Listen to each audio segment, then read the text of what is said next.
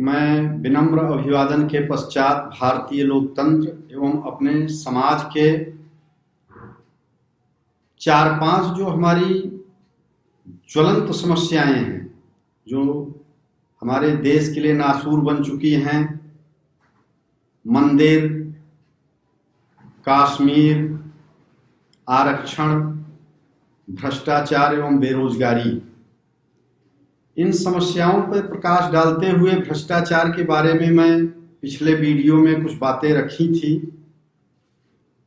और उसमें आगे मैं केवल इतना ही कहना चाहूँगा कि देश के वर्तमान प्रधानमंत्री श्री नरेंद्र मोदी जी के बारे में समाज में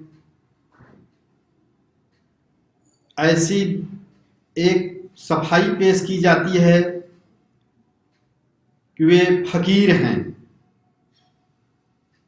तो बंधुओं, आज मैं स्पष्ट करना चाहूँगा कि दूसरी जो हमारी सबसे बड़ी राजनीतिक पार्टी है श्री राहुल गांधी, उनको फकीर की संज्ञा देने में हमें क्या समस्या उत्पन्न हो रही है। ये सौभाग्य है समाज का, देश का, राष्ट्र का कि दोनों बड़ी पार्टियों के जो यशस्वी नेता हैं, दोनों लोगों के लिए हम फकीर की संज्ञा दें। दोनों राष्ट्रभक्त हैं, दोनों सेवक हैं, अच्छे हैं और दोनों लोग मिलकर के भ्रष्टाचार के पीछे अपनी जंग जारी रखें, उस पर काबू पाने के लिए प्रयास करते रहें, तो निश्चित रूप से एक बड़ी सफलता हासिल होगी। परंतु आज की चर्चा में मैं मंदिर, श्री राम मंदिर के जो एक बहुत विकट समस्या बन चुकी है राष्ट्र के लिए, उसकी चर्चा करना चाहूंगा। मुझे इस बात पे खेद है और जनता को बताना चाहूंगा कि ये एक दुर्भाग्य है कि बहुत सारे जो कम महत्वपूर्ण मामले हैं उनके बारे में हमारे न्यायालय आधी रात को खोले जाते हैं। जैसा कि पहले भी बहुत सारे समाचार पत्रों, दूरदर्शन एवं सामाजिक रूप से चर्चा में आया कि कसाब को फांसी देने का मामला था, या अभी वर्तमान में ले लिया जाए एक राफेल डील के भ्रष्टाचार पे राजनीतिक पार्टियों में द्वंद्व छिड़ा हुआ था, कितना जल्दी इनको निपटाया गया। ऐसी क्या समस्या है कि श्री राम मंदिर निर्माण संबंधी मामले को आज पता नहीं 40 वर्ष कहें तो कम होगा, 60 वर्ष कहें तो कम होगा, हमें तो लगता है 100 वर्ष भी कहें तो कम होगा, इस मामले को क्यों लंबित किया जा रहा है। इसके लिए भी न्यायालय को रात्रि में खोलना पड़े, रात्रि में खोलें, लगातार जिरह बहस की जरूरत हो लगातार करें, लेकिन इस मामले को निपटा दिया जाना चाहिए। इससे तो बंधुओं यही आशंका मन में पैदा होती है कि हमारे जो राजनीतिज्ञ हैं, जो राजनीतिक पार्टियां हैं, वो इस मुद्दे को जीवित रखना चाहती हैं, लेकिन उधर बहुत ज्यादा मुड़ने के बजाय मैं अपने राष्ट्र और हिंदुस्तान की तरफ ही रहूंगा, क्योंकि देश है तो सब कुछ है। हमारे एक यशस्वी प्रधानमंत्री स्वर्गीय श्री अटल बिहारी वाजपेयी जी का भी वो कथन हमें बड़ा प्रभावित करता है। सरकारें आती रहेंगी, जाती रहेंगी, पार्टियां बनती रहेंगी, बिगड़ती रहेंगी, परंतु यह देश रहना चाहिए। हमारा समाज, हमारी धरोहर, हमारी पहचान, इसको सुरक्षित करना अत्यंत आवश्यक है। तो कोई राजनीति बस किसी पार्टी के कारण कुछ भी लंबित हो, लेकिन आज मैं अपने देश के लिए बताना चाहूंगा कि देश को धर्मनिरपेक्ष, सेकुलर के नाम पे बहुत सारे डंका बजाए जाते हैं। क्या सेकुलर है, क्या धर्मनिरपेक्ष है? कोई कहता है आरक्षण दीजिए, कोई कहता है माइनॉरिटी सिक्योरिटी प्रदान किया जाए, जनसंख्या विस्फोट में नियंत्रण के कानून लगाए जाते हैं, वहां अल्पसंख्यकों के लिए छूट दी जाती है। ये सब चीजें समझ के परे हैं। क्या अल्पसंख्यक, क्या जाति, क्या बिरादरी। जब हम धर्मनिरपेक्ष हैं, संप्रदाय मुक्त हैं, तो सब भारतीय हैं, इंडियन हैं। वो संख्या में कोई कम है, ज्यादा हैं, उसकी सुरक्षा सुनिश्चित करना सरकार का काम है, शासन का काम है।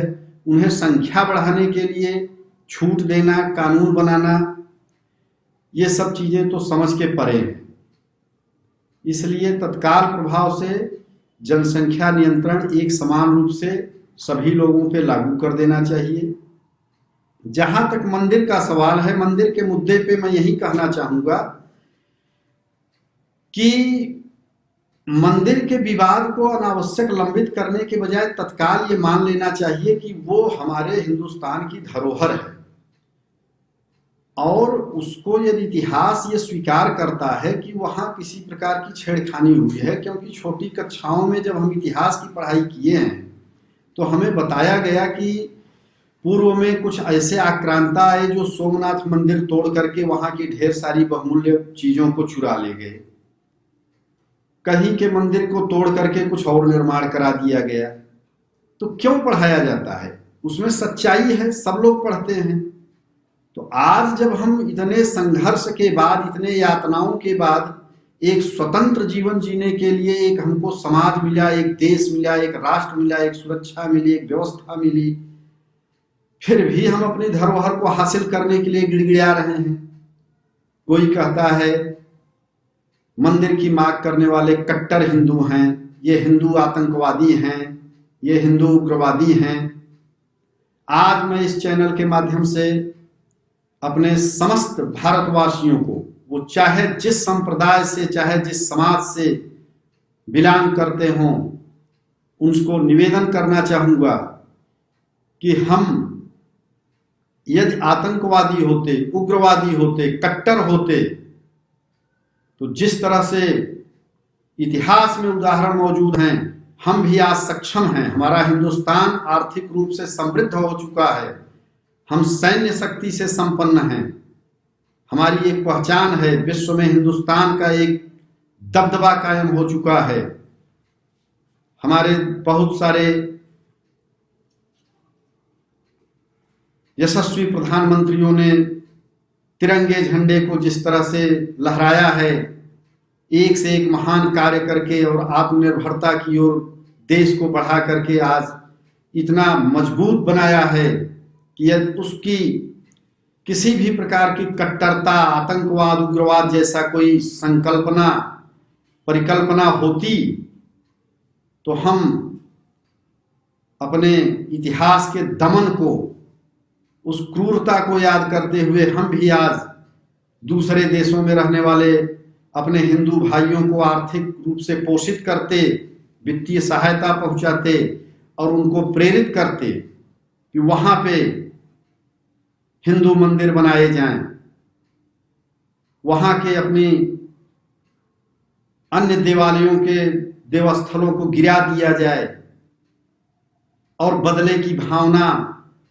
लेकिन कोई प्रमाणित करे या कोई भी इस बात को क्या मान सकता है कि किसी इस तरह की गतिविधि में आज हमारा हिंदुस्तान लिप्त है? हम हमेशा से सहिष्णु रहे हैं, हमारा ये संस्कार रहा है कि हम सबका आदर करते हैं, हमारे अंदर सहनशीलता है, सहिष्णुता है, भाईचारा है, हम सौहार्द के समर्थक हैं। ऐसे में यदि ये सब अनर्गल बातें हमारे बारे में फैलाई जाती हैं कि हम कट्टर हैं, उग्रवादी हैं, आतंकवादी हैं, हिंदू आतंकवाद है, तो इसका हमें बहुत दुख है और हम इसकी निंदा करते हैं। ये चीजें बंद की जाएं। हाँ, हम इतना जरूर हैं कि हम अपने खोए हुए उस गौरव को, इस धरोहर को, जो हमारे उस दुर्दिन में हमसे छीन लिए गए, आज यदि हम जिस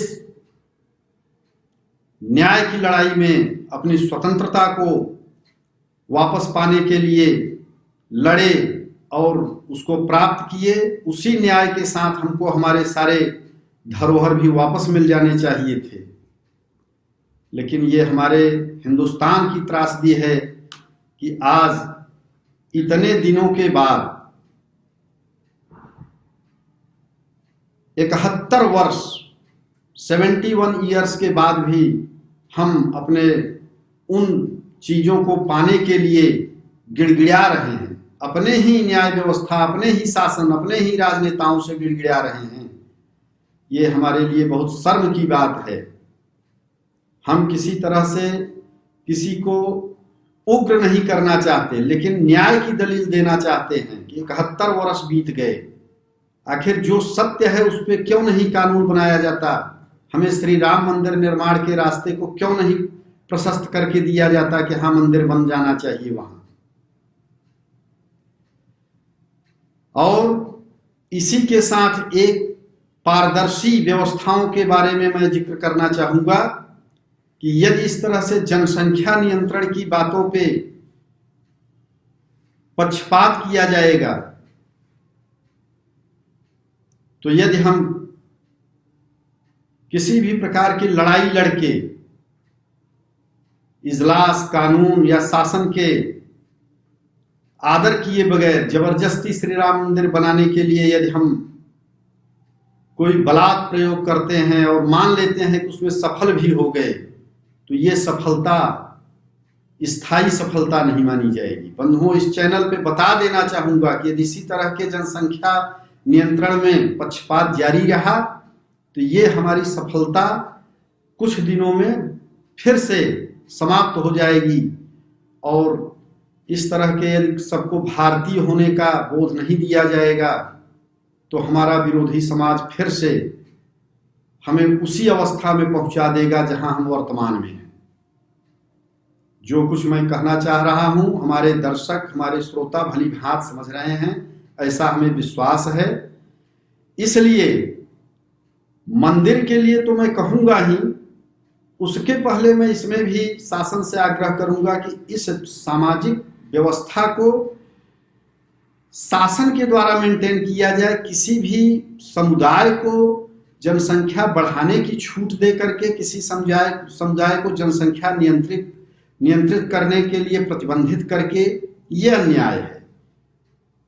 जब हम धर्मनिरपेक्ष का डंका बजाते हैं तो हम सभी भारतीय हैं। हमारे हिंदू समाज श्री राम मंदिर का जो रुकावट पैदा करने वाला समाज है, मैं उससे भी आग्रह करूंगा। कई बार हमको ऐसे चैनलों पे उनके महत्वपूर्ण प्रतिनिधियों से सुनने को मिला, दूरदर्शन पे सुनने को मिला कि ऐसा करते हैं, क्या मेरा हिंदुस्तान नहीं है, मैं इस देश का निवासी नहीं हूं, मेरा ये देश नहीं है। मैं उन भाइयों से भी आग्रह करूंगा कि बिल्कुल ये आपका देश है, आप इस देश के निवासी हैं, आपके साथ भी न्याय होना चाहिए। लेकिन क्या ये आपको मंजूर है कि आपके देश में अशांति रहे, तनाव रहे, 71 सालों के बाद भी सामाजिक न्याय न मिल पाए? क्या आप इस बात को नहीं जानते? आप इतिहास को नहीं जानते? यदि नहीं जानते हैं तो आपको बोलने का कोई हक नहीं है। और यदि अब जानते हैं आप, तो सच्चाई मत छिपाइए, अंतरात्मा की आवाज से आप कहिए कि ये मेरा देश है, मैं भी हिंदुस्तानी हूं, मेरा हिंदुस्तान है, हिंदुस्तान में शांति, सौहार्द, अहिंसा जैसे जीवन मूल्य स्थापित होने चाहिए और समाज की इस लड़ाई को समाप्त कर देना चाहिए। जो सच्चाई है, राम मंदिर निर्माण हो जाना चाहिए, बैठ के निपटा लेना चाहिए। राम मंदिर बन जाए, अन्य लोगों का भी जो जहां पे है हक दे दिया जाए। लेकिन जो कुछ हमने अभी तक कहा, यदि इन चीजों को हमारी सहनशीलता, हमारा संस्कार नहीं माना जाता, इसे हमारी कमजोरी समझी जाती है, डर समझा जाता है, तो आज मैं अपने हिंदू राष्ट्रवादी नेताओं से खुला निवेदन करना चाहूंगा कि राम मंदिर के लिए आप अन्य प्रकरणों जैसा न्यायालय को अधिक से अधिक सक्रिय करें, दिन रात खोलें, इसका निपटारा कराएं। और 71 साल के बाद अपने ही देश में हम अपने को असहाय महसूस कर रहे हैं।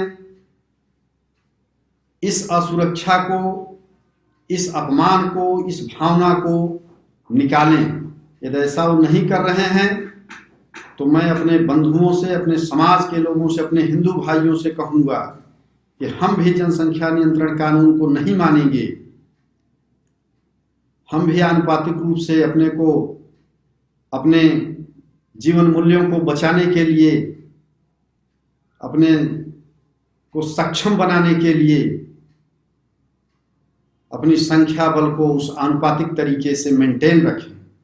और हम तो कहते हैं कि हिंदूवादी पार्टी और हिंदुओं को राजनेता कहने वाले लोग क्यों नहीं ये बात कहते कि सभी लोग, जनसंख्या के लिए ये लड़ाई है, कोई वर्ग अपनी संख्या बढ़ा रहा है तो आप एक एक बच्चे और बढ़ा के हमको दे दीजिए, उनके परवरिश, पढ़ाई, संस्कार देने की जिम्मेदारी हमारी होगी, सरकार की होगी, हम संभालेंगे। क्योंकि हमारे यहाँ अच्छा जीवन जीने के लिए परिवार का आकार छोटा करने की एक जो संकल्पना चल पड़ी है कि इस बेरोजगारी, महंगाई के जमाने में अर्थोपार्जन के दृष्टिकोण से जितना छोटा परिवार रहेगा उतना लग्जरियस जीवन जी सकेंगे। शासनाध्यक्षों, नेताओं से आग्रह करूंगा कि वो इस बात के लिए व्यवस्था बनाएं कि आपको लग्जरियस लाइफ जीना है तो जिए, लेकिन सामाजिक न्याय प्राप्त करने के लिए संख्या बल के हिसाब से कहीं कमजोरी आने की आशंका है तो ठीक है, हर घर के एक एक बच्चों की परवरिश सरकार करेगी। जो बच्चे इस हिंदुस्तान की धरती के लिए, हिंदुस्तान के आन मान शान के लिए कुर्बान हो जाएंगे, किसी समुदाय के लिए नहीं, संप्रदाय के लिए नहीं, समाज को बांटने के लिए नहीं, जात के लिए नहीं, इस धरती पे, इस राष्ट्र में शांति, सद्भाव, अहिंसा को स्थापित करने के लिए ऐसा एक संगठन तैयार करे और इसमें परिवार के आकार छोटा रखने के लिए, अपने दायित्वों से भागने के लिए किसी को यदि कोई परेशानी है तो वो मत करें। वो बच्चों की परवरिश, उस तरह की व्यवस्था, उस तरह का संगठन शासन करे। इसके बावजूद भी यदि ये नहीं होता है तो कालांतर में मैं आग्रह करूंगा कि हम सभी भाई एक गैर सरकारी संगठन तैयार करें जो यथाशक्ति हैसियत के अनुसार आर्थिक सहायता दे। 1 रुपये से लेकर के 1 करोड़ रुपए तक दे सकता है। एक संगठन बने जिसमें कि हर परिवार से आग्रह किया जाए कि आप लोग मातृभूमि के लिए, भारत भूमि के लिए एक एक बच्चे हमको दे दीजिए, हम इनकी पूरी परवरिश करेंगे, इनके जीवन को संवारेंगे और ये सच्चे पैट्रियाट बनेंगे, देशभक्त बनेंगे। और देश की नासूर बनी ये समस्याएं, कश्मीर समस्या हो, चाहे आरक्षण की समस्या हो, चाहे श्री राम मंदिर की समस्या हो, चाहे भ्रष्टाचार हो या बेरोजगारी हो, उस दिशा में ये दिन रात मेहनत करेंगे और कुर्बान होकर के इस हिंदुस्तान का सर ऊंचा करेंगे, इसको संवारेंगे, इसको बनाएंगे। आज की बात मैं